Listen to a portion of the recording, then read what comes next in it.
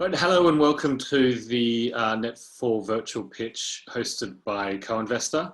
My name is Ollie Birch. I'm the head of marketing at CoInvestor. In today's short 30-minute session, you will hear from Stephen Margolis, the CEO and founder of ARIE Capital. ARIE Capital are the lead fund sponsor for Net4. Stephen will then introduce Alex Taylor, who is the CEO of Net4, and Alex will give us a short presentation on the business. We have some questions that have been submitted and we will run through those at the end of the presentation. Now, if you haven't registered for CoInvestor or on our platform, I'd encourage you to do so. Net4 is currently live on the platform and open for investment. There is also more information on both Net4 and ARIE Capital, and there is the opportunity to request a callback from Stephen and or Alex directly through the platform. So with that, I will hand it over to Stephen. Thank you, Ollie. I'm Stephen Margolis. I'm the chair and co-founder of the ARIE Group. And first of all, I'd like to thank you for tuning in and listening to this video, and also to CoInvestor for organizing it. Let me first of all give you a few words about the ARIE Group. We've been investing in technology since about 2017, and during that time we have grown our funds from about 30-odd million to a valuation of between 50 and 60 million as it currently stands right now. And we anticipate having our exits. We've already had one to Google, achieving about 70 to 80 million dollars in gross returns for the investors, so about three times.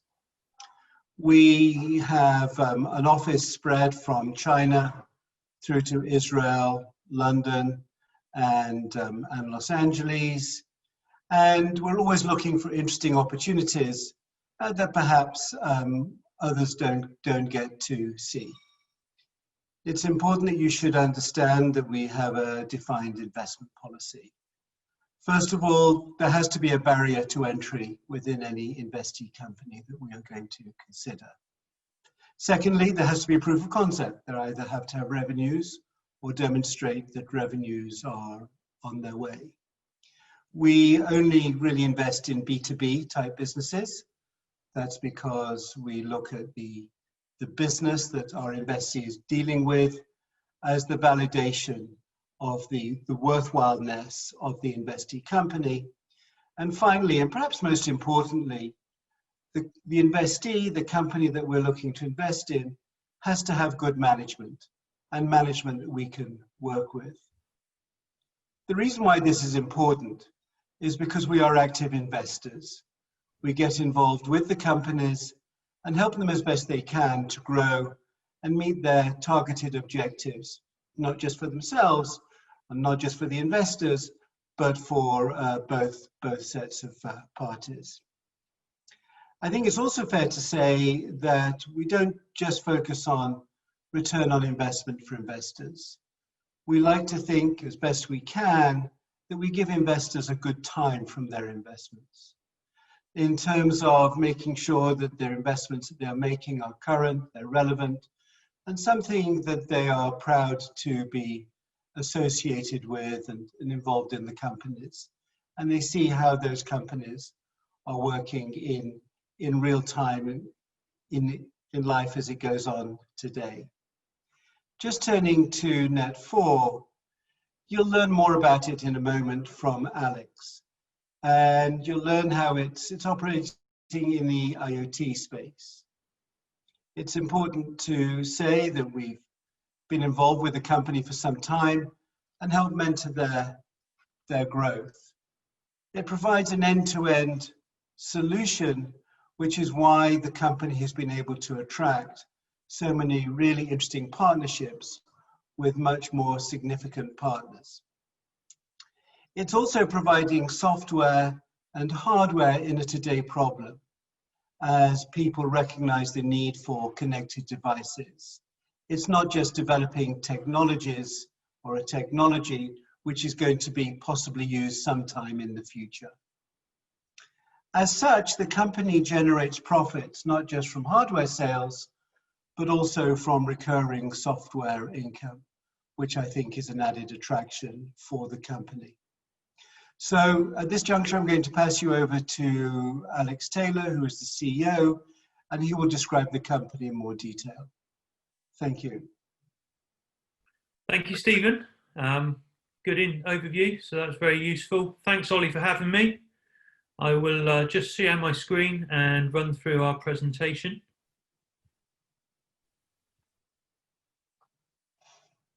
But that's clear, the presentation, is it?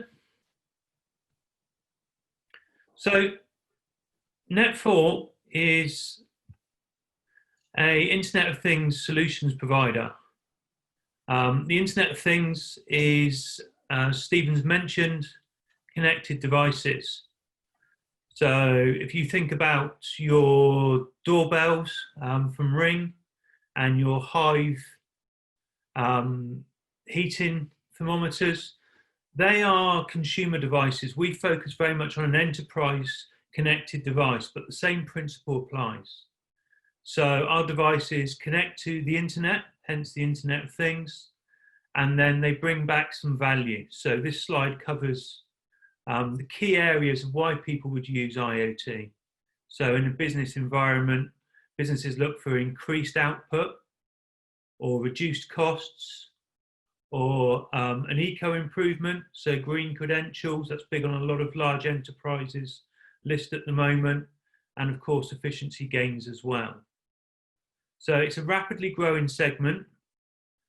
Some figures here from IDC is the market is 742 billion this year, and that's carried on growing very strongly despite the pandemic. So what we're finding, and we've found throughout this year, is that the need for Internet of Things connected devices doesn't reduce when you've got pandemic and extreme world scenarios going on. So we see this, that the ability to repoint the business to suit what's going on in a world marketplace is very, very important. And that's why a lot of our partners work with us as well. They find us very agile to react to things. So what do we do in the Internet of Things? We are a solutions provider. So we handle the delivery of technology from our partners. We focus on AI, 5G, and computer vision. And we turn the technology into real solutions that customers can use. And that's really important. That is one of the founding principles of why we started Net4, was to really make sure we saw that there was a big gap between the technology being built and the ability for customers to actually consume those solutions. And so we put them into the technology into wrap solutions, so the customers can take that on board. I'll give you my analogy that I think Stephen's probably heard a few times, and that is that we are the chef in the kitchen. So if you can picture the ingredients come in from our partners into a restaurant kitchen, we then cook the meal for the customer to be able to eat. And that's a really good analogy to keep in your mind when you think about how we're delivering the solutions. So we focus on three key pillars. As we've got further and further down the line with our partners and our customers, we're focused on where real value is. And we see these three key values on visual analytics, which is the processing of video footage from CCTV and different video cameras. And it's as though the machine is watching it. We teach the machine what to watch for, and it watches all the footage and detects when things happen. For instance, if you go onto our YouTube channel, you'll see me demonstrating our mask solution. So it can spot whether you've got a mask on, whether it's over your nose, or whether it's down or not on at all. And we can give an instant warning, so an alert or an alarm. We could send an alarm to, let's say, a security guard to let them know there's an incident happening. And we can also record the data points as well. The second pillar is industrial IoT. So this is the heavy duty sensors that are in factories, warehouses, manufacturing plants. We enable those devices that are traditionally expensively wired and powered, having hundreds of meters of cabling, complex networks, really difficult to set up. We remove all of that and make them wireless and into the wireless connected networks. So we've got some partners there that are very, very interesting. I'll go on to speak about in a moment. And the last pillar is 5G. It's a very rapidly moving market. We are not so focused at the moment on the mobile operators such as Vodafone and Telefonica and EE that you'll know in the UK.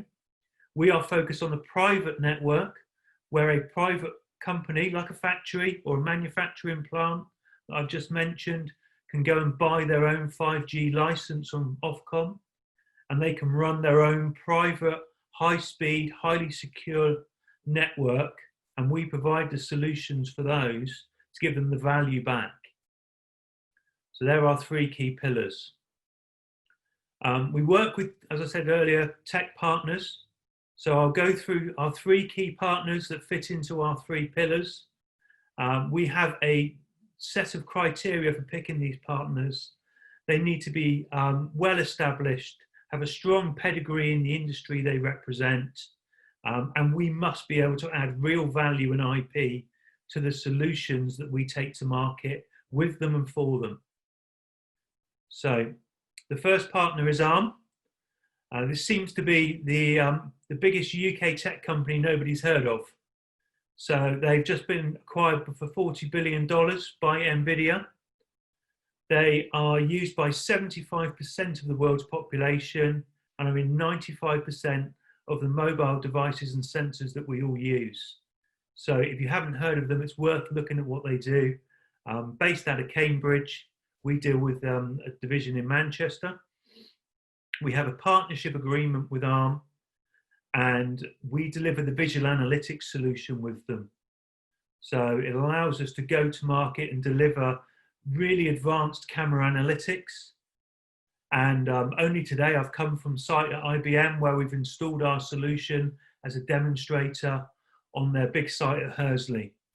So that's how high tech we are that IBM are even interested in these solutions.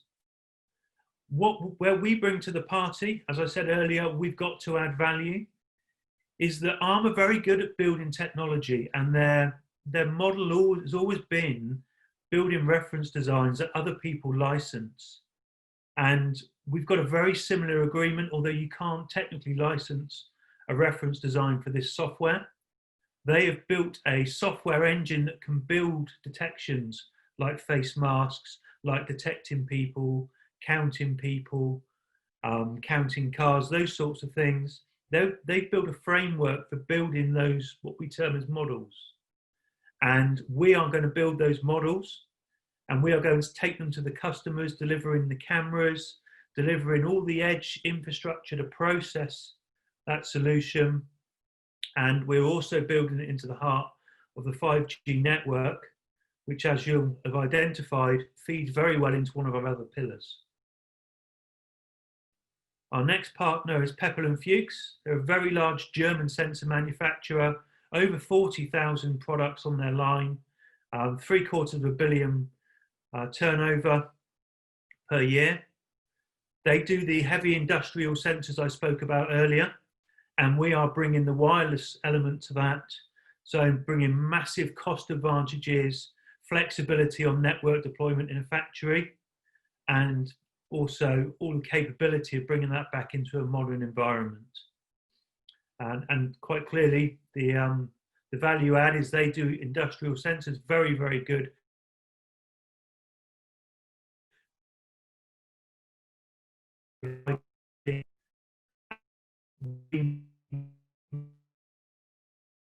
Make those things. So again, our pillars, the visual analytics alongside and on the same network as these sensors. So that then means that we can trigger a machine to stop if somebody gets too near. And then you've got real sensor fusion, which adds real value. And things like that add massive ROI to factories and manufacturing plants where accidents are extremely expensive events. The last of our core partners is Verizon. I'm sure you all have heard of Verizon. They're a 5G mobile operator. They also in the US do 4G, 2G, and all the other different wireless and wired networks. I think they are the biggest telco in the world, if not the second biggest. And they, in Europe, they are now rolling out a private 5G network infrastructure. So that means they are handling for customers the network deployment, the licensing requirements, all the antenna deployment, and the managing of the security of the networks. What they haven't been able to bring from the US is their solution partners. They've got a huge ecosystem in the US. And so we've been working with Verizon for about 8 months now on how we fill that gap for them, bring in 5G solutions that work on top of the network. Because as good as a 5G network is, if you haven't got any solutions to run on it, there is absolutely no value to it for the customer, because all the ROIs, all the cost savings, all the benefits come from the things that run on the network, not the network itself. So that's covering our main partners. The next piece I'd like to introduce you to is Profusion. So this is a Net4 owned platform, so it's our own IP. It's a SaaS platform, so it generates recurring revenues, and it's constantly evolving. So Profusion allows us to connect any sensor, any camera, and drive the data into the customer's platforms. So we found in our early conversations, everybody has a platform, everybody wants to use the data in a different way. What we've done is allow them to just get on with using the data. So we deliver the solutions and then we connect the solutions for them. So every piece of data in our customer network is passing through Net4's platform. Now we are also taking this on another journey, whereby it is then a configurator for customers to deploy their own sensor solutions. So that means we can then start passing off the deployment to large enterprise IT teams. That becomes very powerful, removes a lot of the requirement for manpower, and really allows us to scale for growth. To give you an idea of where Profusion fits in, you'll see on the left-hand side of the screen, you've got the things and the devices. So that's your cameras, that's your sensors, that's your cars, that's your buildings, all those different pieces. They then connect into a network, whether that's Wi-Fi, LoRa, 5G at the top of the stack, or 4G. And then this is where Profusion comes in. We enable taking that data through into the internet, so making the thing an internet of things, and pushing that data with some logic, with some filtering, maybe multiple protocols, making it very easy for the customer to onboard and use in multiple different ways.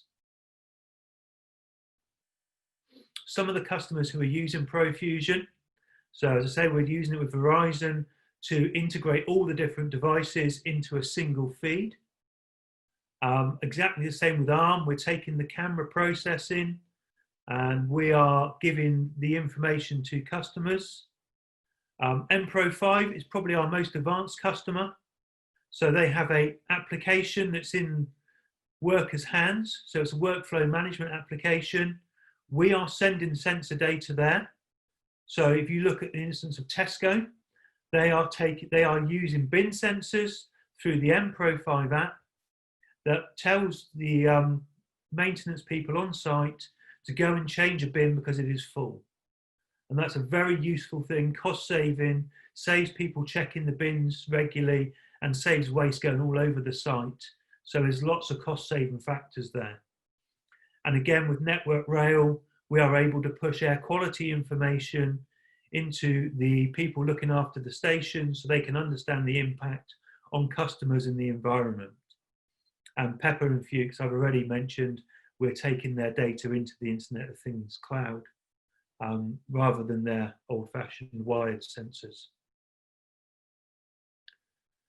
One important piece is ARIE Capital have an Asian tech fund, and we've already secured an amount of money there to develop some operations in China.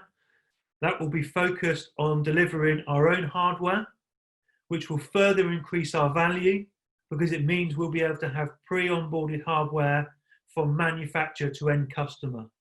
So that completes the whole cycle and again increases the ability to sell through different channels and scale rapidly.